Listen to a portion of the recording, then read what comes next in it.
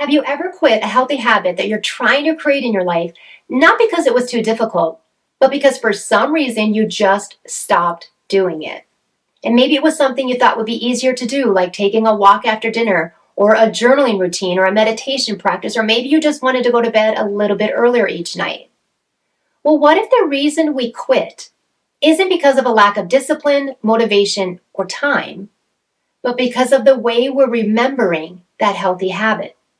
And what if I told you that if you made one tiny tweak at the end of that habit, it would leave you much more likely that you'd want to do it again and again and again?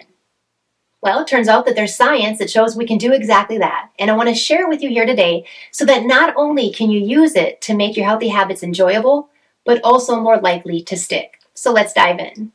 If you're new here, hello and welcome. My name is Berta, and my entire channel is dedicated to helping you become your best self.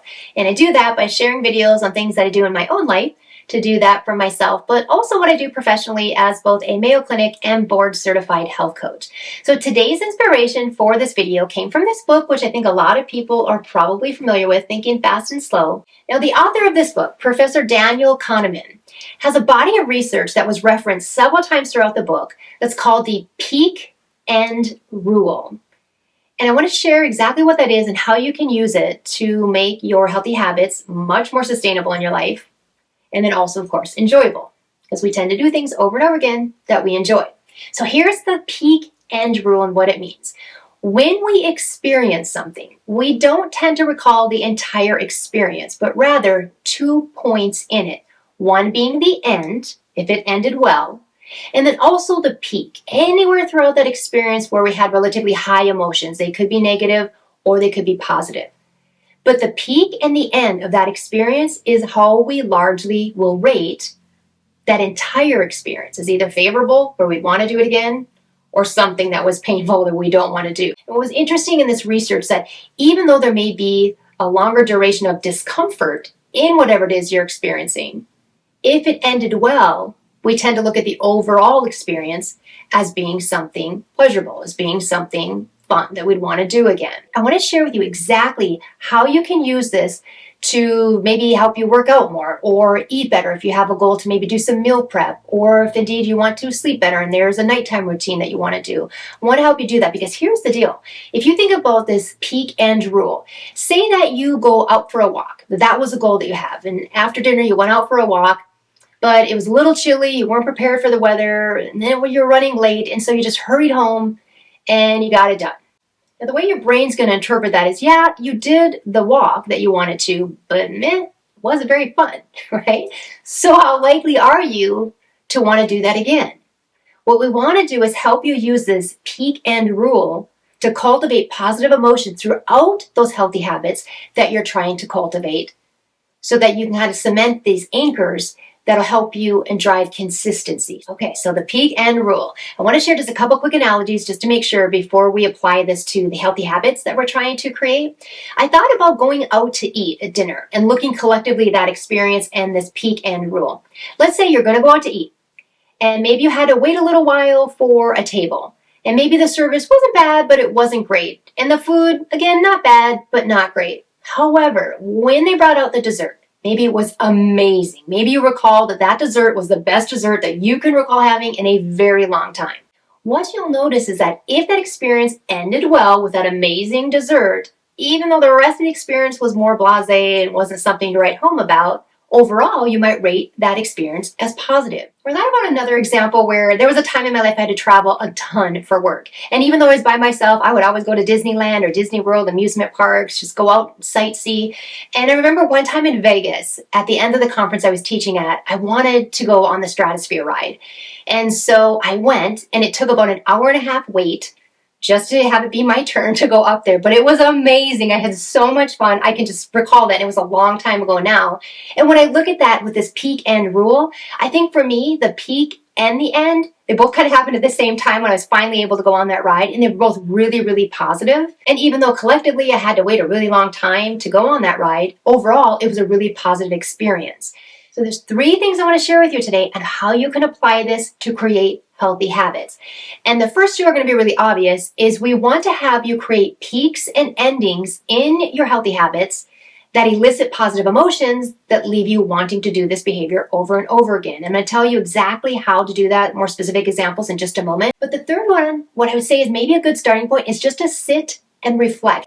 If you have a workout that you recently completed, or maybe there was a new healthy recipe that you were trying out, whatever habit it might be that you're trying to create, if you were to sit for a moment and ask yourself what went well, what would you say?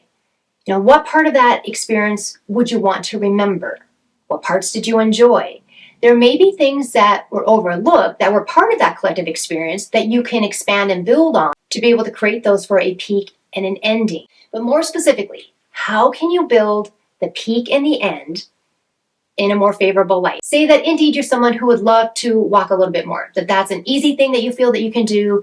What are ways that you can build this peak and this end in a walk to leave you much more likely to want to continue doing that? And I thought about my area, everywhere around us, all my neighbors, we all have dogs.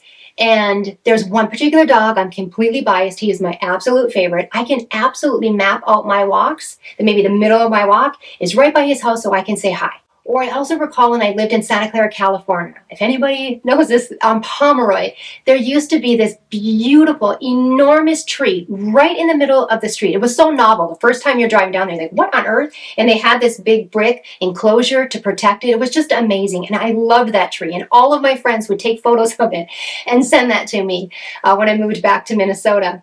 Now, the thing is, that's something I could easily do too, where I know that that's an area of nature that I love. And maybe you can think of that too. During these walks, how can you incorporate areas that you love like that? Maybe there's nature that you just sit and savor for a moment, either in the peak, somewhere in the middle, or at the end of your walks.